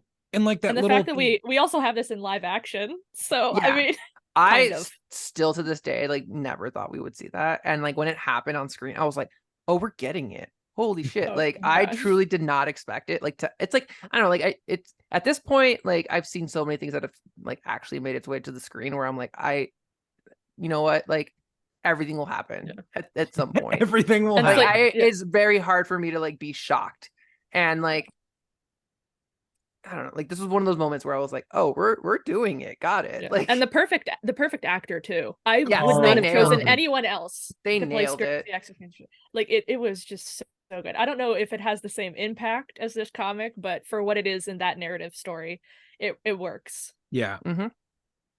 So let's get into Like a Bat Out of Hell, Ugh. which is the title of 362, and we open on Naglfar, and it's kind of like this is kind of funny because they're like, oh look, this is Naglfar, and then they move on. Yeah. They're like, So, like, anyways, oh wow. Cool, "Ooh, nice pretty." boat. Yeah. Here's the boat that's gonna carry the dam to kill us all. Anyways, It's made out of moving on. teeth. It's Yeah, Hella's it's made out of Hella's fingernails. Fingernails, sorry. Yeah, it's made out of Hella's fingernails. luxury yacht. Yeah, Hella's like, my dad gave this to me for My my dad 50th gave this to birthday. Yeah, this is like, This is my whip. yeah. the back of the ship just says like Loki, like Daddy's Yeah. princess or something like Daddy's super, Daddy's girl. super Yeah. gross. Daddy's favorite. Yeah. Oh my goodness, Oh wow. that's great. But yeah, and we also get moments where Balder is still like very worried about Thor. He's like, "Are you good, bro? Because you have not you took a header. Like she knocked you into the Yeah. next year." So we get all of that, and they're just He's it's going just full like, yeah, desperado with his bandana Oh, over yeah. his mouth. He's like he's like auditioning for a Clint Eastwood movie. yeah, It's just an like- extra. Not even this gives me like Mad Max like vibes. Like he's just like, Ooh, guys, that's we gotta better. make it through hell. better. And like, Yeah. This is Fury Road before Fury Road. yeah. Gosh. Yeah, but then we get Hela showing up, and she's like, "Hey, by the way, you forgot someone." And she's like, "Yeah, you forgot Skurge, who's still with the quote-unquote Enchantress." And of course, we find out that it's not actually the Enchantress, and Skurge gets very upset about that. It's This is my actually Favorite part. Mordana, which Yeah, he's just like, yeah. no, he's just like, what? Well, in that case, fuck your boat. And he just like throws his axe. Oh, yeah. He Your throws boat. he's so pissed. He's so like, you know mad. what? Ugh. Like he's pissed. Also, I keep forgetting how like powerful Scourge's axe is. Right. Like this is one of the most powerful weapons on Asgard, which is not only mentioned here, but it's mentioned in the one shot from by Tom DeFalco that came out like I think a year ago for 750. It was actually an issue Oh, 751. yeah. But they mentioned that because Amora took it after Scourge's death somehow, and Odin was looking for it. But we'll get back to Amora in a second. But yeah, he destroys the boat. He's like, man, fuck your boat. I don't like. So angry. And Hela's and like, my Hela's ship, like, my Hela's like, beautiful my ship." boat. Yeah, It's she's my like, boat. how dare you? She says, like, that'll- "This is that'll your teach fault." That'll She's teach like, you to you play with my heart. You come into my home, you steal my souls, you beat me up, you steal my cape, and you ruin blow my up my boat. boat. You blow You know how many That's fingernails that took to build? I like how the boat is the final straw for her, because after this she absolutely loses it. She's like, you can steal my souls and you can beat me up, but I draw the line at destroying my fingernail boat made out of that's a lot of fingernails. To be fair, it is like, a lot of fingernails. That would take like centuries to collect the amount that she has there. And it's not going to be the last time that boat is destroyed. That's true. Yeah, like if Nagelfar's ever in a comic, expect it to get blown up at some point. Like, it's like Kenny from South Park, right? Like, right. It's like, just it blows up at the end of every Darn issue. It. Yeah. Oh my goodness. But then we get this really cool Balder acrobatics for some reason in one of these panels. He's like doing a one-handed cartwheel while fighting off Hela. Yeah, it's just absolutely absurd. And then they're trying to get to safety as the army of the dead come at them, and they just open fire with the assault rifles. You see a bunch of Vikings just strap up, like, come on. Let's on. Make like, a move. Dare you to do it. Dare you. It's like, I imagine they're like kids on a Call of Duty game, just like, come on, peek your head. Yeah, these guys, these guys play too much Call of Duty. Like, they're just like living their version of their best life right now. They really are. Like, Hela is absolutely pissed that they destroyed her fingernail boat. That was a gift from her father. Yeah. Can I just say, my dad gave me that. Can I just say, like, I'm very offended at the lack of painted nails in this boat. Like, why are they all clean? You know, like, did they only use non-painted nails? Like, are they like, they're like too flashy? Like, they're like, ooh, no, that actually ruins the nail bed. Like, it's not as like strong, or like, it's a little tacky. Like, no, thank you. But like, or maybe they just use like men's nails. I don't know, but like also like nail polishes for everybody. But still, like, like kind of rude. Hela feels like she definitely went through like an all black fingernail absolutely phase.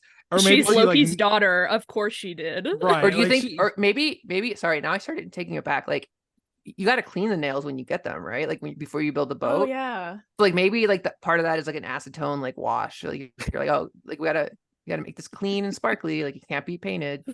Like, they just have vats of fingernail polish remover. Yeah, they're like, ooh, you know what? The glue doesn't hold on painted nails as well as it does like on just like raw nails.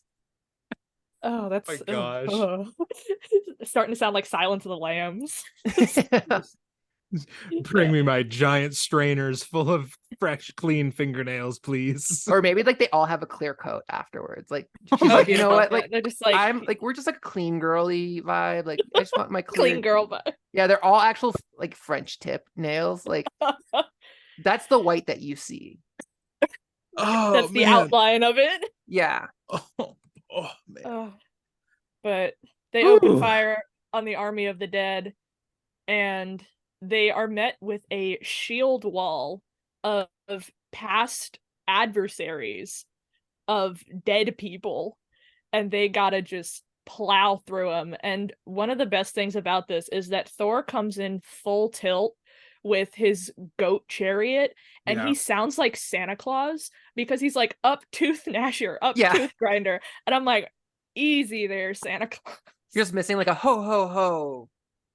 This is like as Lord of the Rings as this comic could have gotten.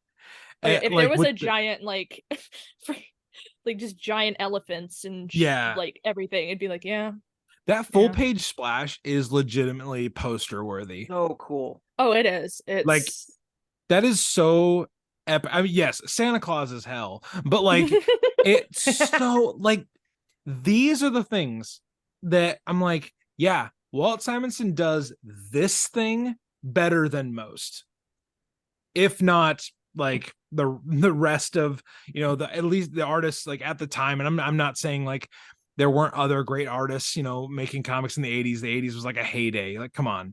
But Simonson did big, grand, epic so well. Mm-hmm. Like, just unbeatable. Is it time to talk about the thing? I think we should.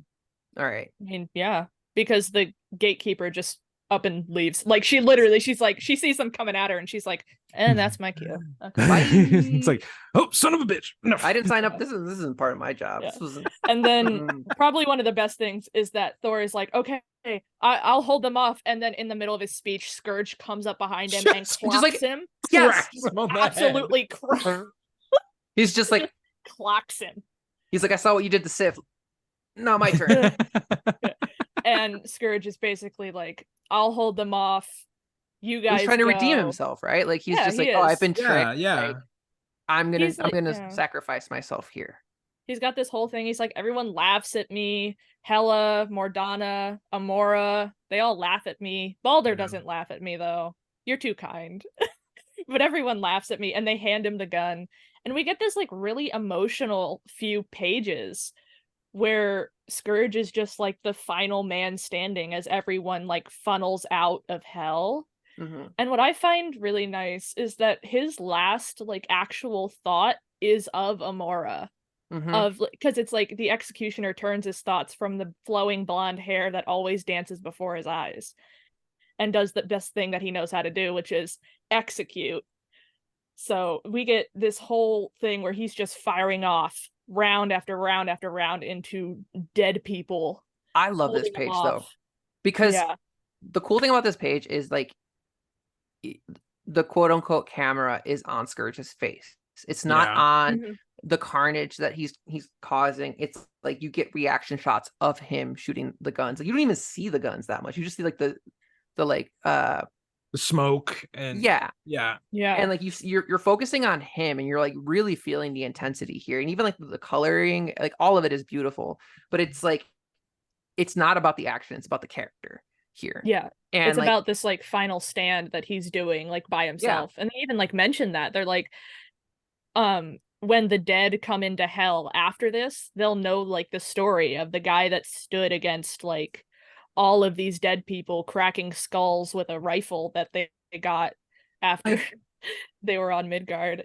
yeah, and like after he runs out of ammo, he uses it as a baseball bat. Like that is so like badass. Like Yeah, that tall vertical panel that we get of like him being cast in gold as juxtaposed to the red, like the spears and the skulls and the crawling limbs. It's like that is so next level good. Like and the way that he like fades on the side is that's actually even just better. They So- don't show you like a dead body. They show you him just fading. Yes. I like that. Like it's just like fading into like mythology, fading into like mythos, like where it's like he died a hero. It's not like he is like I don't know, like it's like another like evolution for the character. Like it's like a good solid way for him to go. It's his time. Do you know where the story comes from? Or what the inspiration behind the story is? Oh No. goodness, not off the top of my head. Okay, so Walt Simonson loves himself some like obviously mythology. Like he's always been like into like all this type of stuff. But also like he there's a story called Horatio at the Bridge. Okay. And it's essentially it's a little bit different than this story, but he used some of those like elements. But essentially it's the Romans versus the Etruscans. And the Etruscans are trying to like take over Rome. And they're going through this like this tunnel, like this bridge, similar to like what's going on here. And there is Horatio who like as the his military, as the Romans are trying to take out the bridge because they don't want these people to invade Rome, he is left alone and he has to like fight. He's on the other side of the river, right? Like he's on the other side of the river where the people are invading from. And like he's trying to hold them off while they try to like get rid of the bridge. And essentially what happens is like it's one man versus like thousands. But he doesn't die like we do with the like what we get here with Skurge and the executioner. What happens is like he holds them off, but at the last minute, once the bridge blows up, he I think he gets stabbed in the leg like by a spear. And he decides to jump into the river to try to swim across. But the thing is, like, not only is he already like hurt, he is wearing like a full bodysuit of armor, so he would sink. Yeah. Or like would have a really hard time swimming, but he makes it across. And so like that's kind of like the story. Like Walt has said this multiple times, like on multiple interviews. Like if you listen to Marvel Method, the episode with Chris Gethard, he talks to Method Man and Chris Gethard about this, but like he knew this poem and he kind of wanted to like, he does a lot of this in his work. Like a lot of the stuff that he does is taking the mythology, but it's not like, oh, I'm going to copy the mythology. It's like, I'm going to like, you know, tip my hat towards this. Like a lot of his work is like that. Like even his Throg stuff is like a tip of the hat to, like he said it, like it's the tip of the hat to Carl Banks, who did a lot of like the old like Uncle Scrooge like comics, and like that's what he grew up reading, and he loves those comics, and so he's like, I wanted to do something silly and fun, and so like he's very much just like honoring what came before, but like it's a very short poem. I would highly recommend you guys reading it just so that, like you can compare it, because it's like it gives a lot of context for like what this story is or what like, where it came from, but it's very much the same stakes where it's like, oh, like this person is gonna take out an army on their own, but it's just like a what if story, right? Because like Skurge dies. Sorry, Skurge. But Skurge has passed. His last stand has happened, and actually they don't really say last stand ever. This is kind of known as like Skurge's last stand. Skurge actually says it's his last laugh, where he's getting his last laugh on basically everybody else that laughed at him and doubted him and like didn't really respect him or think much of him. There is a little bit of, in my opinion, I don't know if this opinion is shared with many people, but like I feel like Skurge kind of, he loses hope at the end and he just wants to do something to redeem himself. Like Amora is clearly never going to, you know, get with it.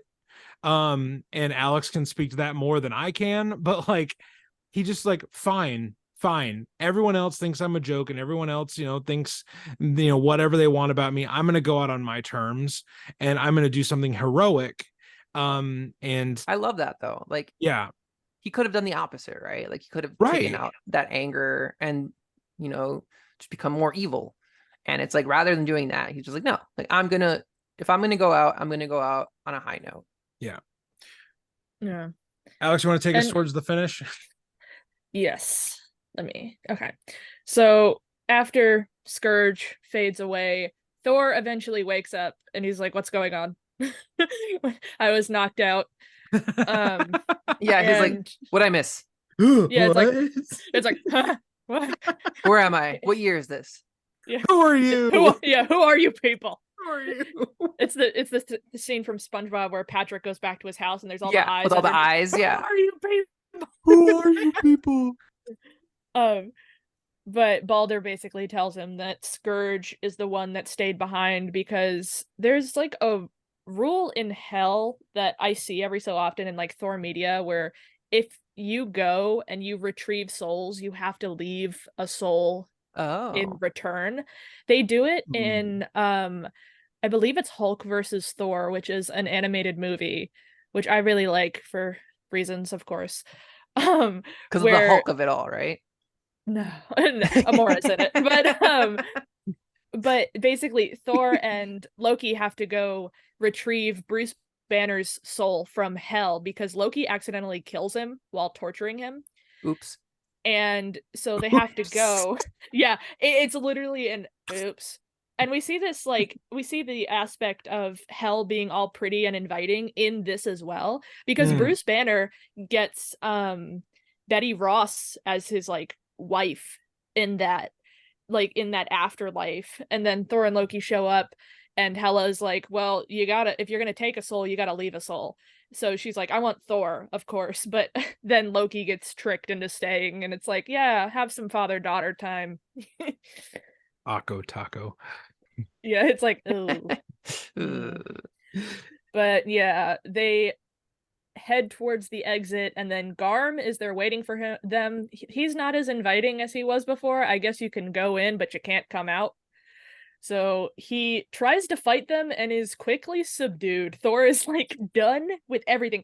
He knocks this dog out. He's like, oh, I'm glad I didn't kill him. Like, he's like, that could have killed him, but it didn't. So we can go now. He's like, yeah, I knocked the dog out. We can go. Let's just go. And they escape hell, and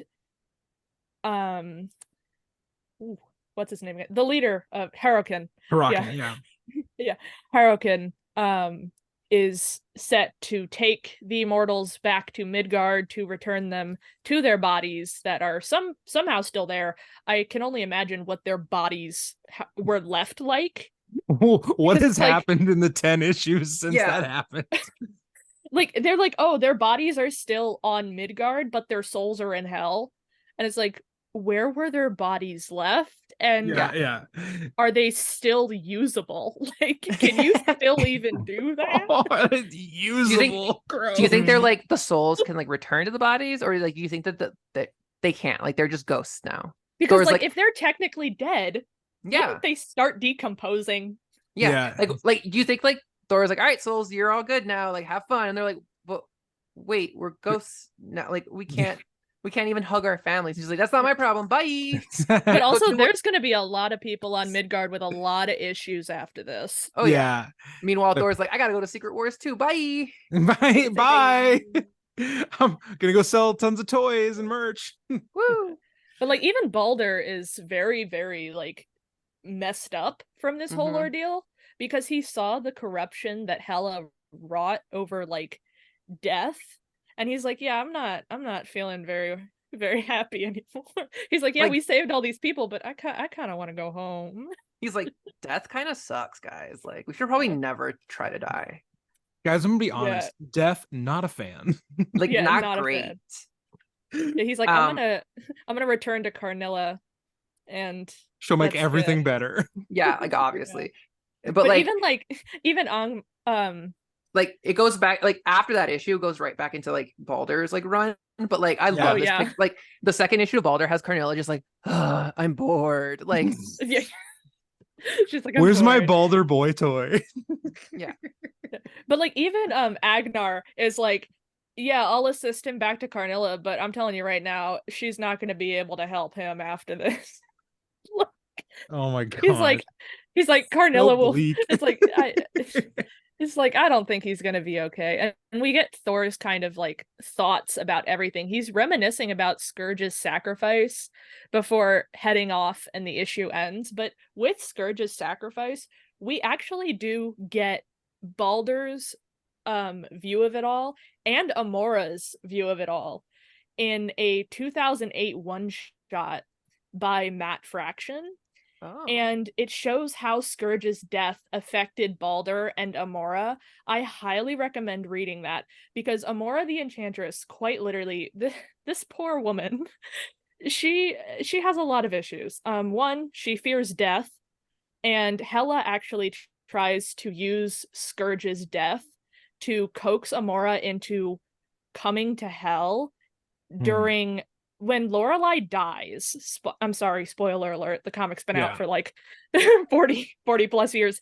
But Lorelei dies in like the Black Pyramid. I call it the Black Pyramid storyline because that's the comic that I remember. But Lorelei dies, and Amora has a choice to exchange her life for her sister's. And one of the things that Amora is afraid of is Amora fears death. She fears death, loneliness, and commitment. Which, oof, hon. Welcome to the real world.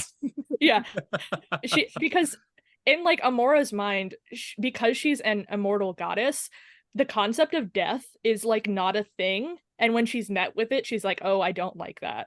But Hela is like, well, you can save Lorelei's life if you trade your life for hers, because a life for a life. And she actually brings Skurge along with her, and Skurge is like, you can come to hell and be with me forever. and Amora's like, no, I'm sorry. Yeah. Well, on that same On that same note, like you were talking about like these extra issues, I would also recommend during War of the Realms, as Guardians of the Galaxy, because there's a story where Angela essentially like delivers Skurge to Valhalla, and like I Yes. love Angela, like Yeah. the best, but like I love that story because it's like, oh, like I'm not usually like the biggest fan of sequels like that, but like it's just cool to get that perspective after like years of like all this other stuff, and like he appears like here and there like in other stuff too, like as a memory, or like, you know, I think there's one where he comes back as like a ghost and like talks to Thor, or maybe it's Loki. There's one in, because I remember Kid Loki at some point encounters him. It doesn't matter. You cut all this out. I will throw in Yeah. another suggestion if you want more Scourge stuff that's a little more recent. Reread the Beta Ray Bill miniseries from Daniel Warren Johnson. Scourge shows up in the funniest way, and he turns Scuttlebutt into a giant cannon, and then he gets to fire it. Like Pip the Troll is like, sure, why don't you fire it? And he's like, sure, why not? And Why like, not? imagine a battleship size cannon, and then just Scourge living his best life shooting a Surtur with a giant cannon. That panel alone is worth that. I mean, it's Daniel Warren Johnson, everybody. You should have already read it by now. But if you haven't, go read it. Yeah. So I found it. It isn't this issue. I was right. It's real. It's that like I'm showing you guys on the like our Zoom call, but like if you look right here, Magma confirmed. Oh, like she's just like in the shadow, and like it's like a blinking, if you like blinking you'll miss it type thing, but like you can see her like little X belt. And like when I first read this issue, I was like, who is that? Like, why are they there? Because like if it was like a normal like soul and like they didn't have the X on them, like I would be like, no big deal. But like this was something that like you see the X logo and you're like, or the X-Men logo, and you're like, okay, like this is clearly an X-Men. Like I want to know what they're doing in hell. And like this was like one of the moments where like I've read Marvel comics my entire life, and so like I'm used to seeing that little asterisk with the editor's notes. I think there's like 2 of them in this issue. Oh yeah, there's a lot.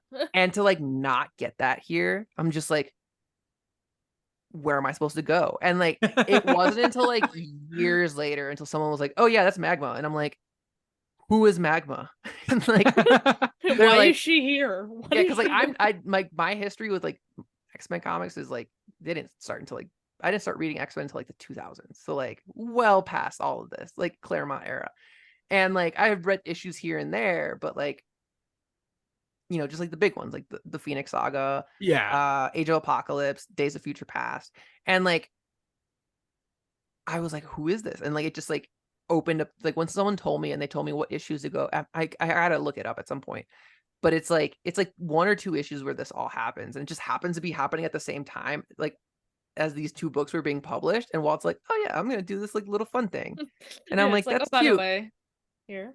But also I want to know where it came from. Like, I need the that's full cute story. Tell me more, old man. How dare you? Oh man. So hey, I think we've covered Scourge's last stand, Scourge's last laugh, the destruction of Naglfar, Hela's her luxury yacht, whatever you want to call this last, you know, storyline, the continuing problematic relationship between Thor and Sif. Like I don't, final thoughts. Like this was a loaded 4 issues. Like it really was. Filled to overflowing. Like, Alex, what were your final thoughts? And then Jasmine, like, just give us your final thoughts, and we'll piece out at like under a cool 2 hours. Oh, we just kept talking. Right. These 4 issues really, just starting off with like the Lorelei, with Thor, because Thor with Lorelei and Amora is such a like it actually leads to Lorelei's death. Because Lorelei thinks that Amora is going to trick her and steal Thor for herself, and Amora's like, no, I'm trying to save you, idiot, you know what, whatever. And then Lorelei eventually dies. But it's such a like funny like breather before we get this like really heavy just like realm of the dead, Scourge is not gonna come back. And like I said, that Matt Fraction one shot just amplifies like Scourge's sacrifice, because Amora literally begins to rip the 9 realms apart at the seams, trying to bring Skurge back because she's so distraught that he's gone. And it's like the same reaction to when Heimdall almost died. She's not good with emotions. If you've At taken all. anything from Amora's story, she's not good God. with emotion. I mean, she's a love goddess who can't love. Oh, That it's sad. It's Tra- so sad. it's intrinsically tragic. the amount of It really characters, is. the amount of characters on Asgard that could truly benefit from a little bit of therapy. Oh yeah. I mean, well, Is when you're Amora and outstanding. you're best friends with when you're best friends with Loki for like all of your life, and we're talking like Kirby Loki to recent Loki. She's been Yeah, like, we're talking like century eons. Right. yeah. It's just there's just a lot to work through, but losing Skurge really does a number on her. Mm-hmm. And even Balder has remorse about it too, that he didn't like do more and he didn't stay back and help him, because it's like he just wanted to have that kind of send off. And it got me thinking that like since Skurge died in battle, he should have been granted to Valhalla, but I guess if you are branded a villain, you just go straight to hell. And that Once a villain, always a villain, no matter what. yeah. But yeah, those are my final thoughts. Yeah. Just absolutely crazy 4 issues. Truly epic. Like, Jasmine, what your final thoughts on Scourge's last laugh stand, whatever we're gonna call it? Yeah, no, I think that the fun thing about this arc is that like obviously the thing that everyone remembers is like Skurge, his like last stand, obviously. Yeah. But like that could have been the story, but Walt Simonson like put in so much extra like detail, and like it feels like a movie, like it feels like an epic like story. It's not just like, oh, we're gonna go to hell and save these souls and like that's the story. It's like, oh, it's also like a love story. It's also like this like messy, dramatic like love triangle. At this point, it's like a trapezoid because there's so many like love connections and like just inner tangled mess. But like there's so many things that he didn't have to do. Like he could have just, this could have been a 2-issue story. Like it could have been like, if you take like him rescuing, like him bringing the people from like Midgard to Asgard and then going to hell. Like it could have been that. And then rescuing the souls. That's it. It could have just been a big fight against Hela. Like Scourge doesn't have to be in this book either. Like it's all this stuff that he just like adds. But like I love that Alex, you were talking about like the Lorelei and like the Amora of it all, but like that's something that like happens like at the very beginning of this run. Like everyone always remembers like Beta Ray Bill, but like Walt planted these seeds like way back. Like and like it's, so like it makes these moments like really feel huge and big. Like they're massive turning points. Like when you read this run from beginning to end, like you said it best, Ryan, where you were talking about like Thor stories just being like a Thor team up. Like you're literally just like watching like an Asgardian team up book. But like all these characters are just as big as Thor. Like Amora, Lorelei, Loki, Scourge. Like nobody knows who Scourge is, and like knew who he was up until this point. And like they like he's probably one of the most remembered like Asgardians. Like I would think that most people would remember him over like the Warriors 3, which is like wild. But like there is a lot of like these things that he put in, like a lot of these characters that he put into this cast and like really expanded and like explored their relationships. It feels like like you at one point, Ryan, you brought up like Lord of the Rings. I think of this run as like Game of Thrones, like where it's that level of like oh, you have to like, you can't just, I mean, you could read 1 issue or 2 issues the same way you could watch like, but you're not gonna wanna. It's like you could watch like the Battle of the Bastards Game of Thrones episode, like beautiful episode, crazy, and like you could just watch that 1 episode and be like, wow, that was awesome. Same thing with this. But when you follow these characters for so long in this arc, in this journey, and like same writer, same artist, it is just beautiful. Chef's kiss. I couldn't agree more with all the points that we've been raising over the last little bit, and I hope listeners truly do understand how like when you read comics that are so well done, and Jasmine mentioned detail, like we think of like these Simonson comics, like, oh, there's big, set piece kind of action stuff, but like also the beauty is in the details. Mhm. And like you were saying, this story could have been so much simpler and more pedestrian and kind of nondescript, because going to hell to get souls back from the bad hell person, I've seen that before. Yeah, but like that is an action story, right? right, Yeah. that is a like that's like action plot or adventure fantasy plot A. And what Simonson does is he hones in on the parts of that honestly I didn't know I needed, like fleshing out Skurge to be this hero at the end, this sacrificial, last stand. But also, like you're saying, like we've been getting to know these characters for, at this point, a year and a half into the Simonson run, if you were reading it in real time. So we're invested in Lorelei, we're invested in Amora, and Exactly. Loki wasn't really in this, a lot, but Loki and Thor. I referenced our conversation with John Jameson a few episodes back in this Simonson saga, but he said, basically, think of the Thor book as an Asgard book that features Thor.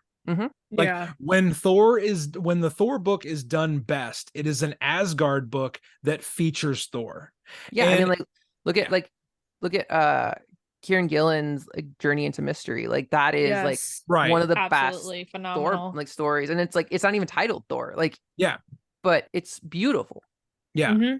And it has so much to it. And honestly, some of the this sounds weird because like, oh, Thor podcast, I love Thor, Alex loves Thor, Jasmine loves Thor.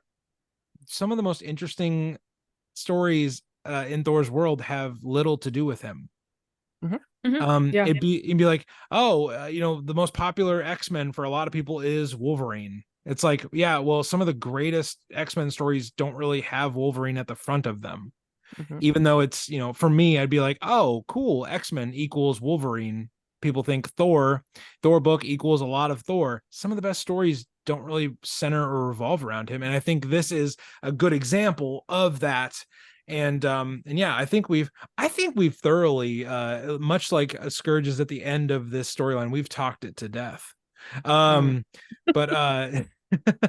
Jasmine, how can people keep up with what you're doing and maybe talk some comics with you? How can people find you and keep tabs with you? I'm always down to talk comics. But you can definitely find me on Twitter. I said on Instagram, Twitter, Threads at this point, TikTok. Like it's all the same. It's just Jasmiest, JASMIEST. You'll find me across the board on all the social apps. I will always be talking about comics. I always post things about comics. But also you can tune into This Week in Marvel, where I produce a podcast hosted by Ryan Penagos and currently Angelique Rocher. Okay.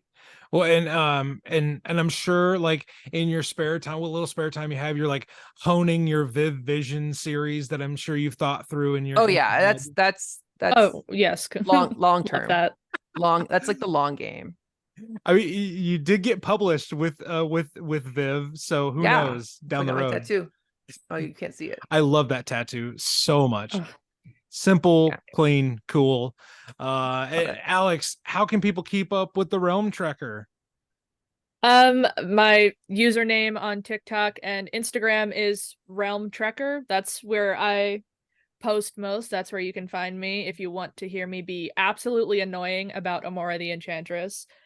Like I think my friends are getting tired of me talking about like my ideas if I could ever write an Amora the Enchantress like mini series for Marvel Comics. I'm like, I've got the ideas. They just need to call. They just need to call. No. You don't. They won't call. You have to call them and bug them. Until I know. Like, I should have. Amora needs a 5-issue mini. Here it is. Yeah, I'm like, I can write it. If you can, it's like I'm gonna get Daughterman to draw it. Like, come on. God, are you kidding me? His Amora. Oh, Gorgeous. just Oh, yeah, but we're headed toward those are my socials. yeah. And everybody, if you want to follow the show, you can follow it at Mighty Thor Podcast, where I will be on there. And when I'm locked in on the social media stuff, I have a lot of fun with it. We interact, we share stuff from the episodes, and whatever I'm kind of thinking about in the world of Thor, I'll share a lot of Alex's stuff because she covers Thor stuff so much better than me. So we'll make sure. Oh, I told you that a few weeks back. I was like, man, she's so much better at this than I am. No, I'm But not. I'm just annoying and I talk a lot.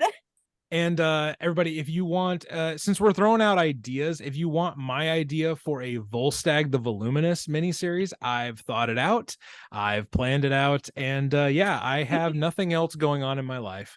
So everybody, if you want to follow us there, that'd be great. We would love to interact with you and chat with you about Thor or anything else you're thinking about in the world of comics. You can also join our Thor Core on Patreon for a few bucks a month. You'll get a weekly bonus episode. Right now, we are going through Secret Invasion as the episodes are coming out. I'm hopping on and giving you a review of it, and you'll get early audio. If you're part of the Thor Core, you got the audio for this like many days ahead of time, so you're super cool and special in that way. But if you want to do that, there's a link in the episode description. Go ahead and do that. Support us there. We would love and appreciate that.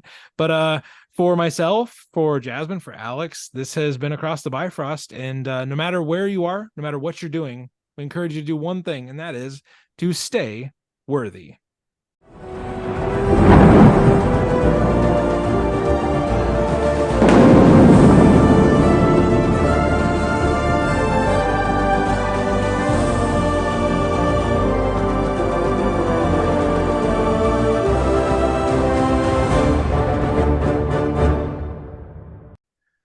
Oh, mother, father. Woo. Hey, I'm Jasmine Estrada from Hey, I'm Jasmine. Hey, I'm Jasmine Estrada. I am an audio producer over at Marvel. And you're listening to the Disney Channel. Just kidding. And you're listening to Across the Bifrost.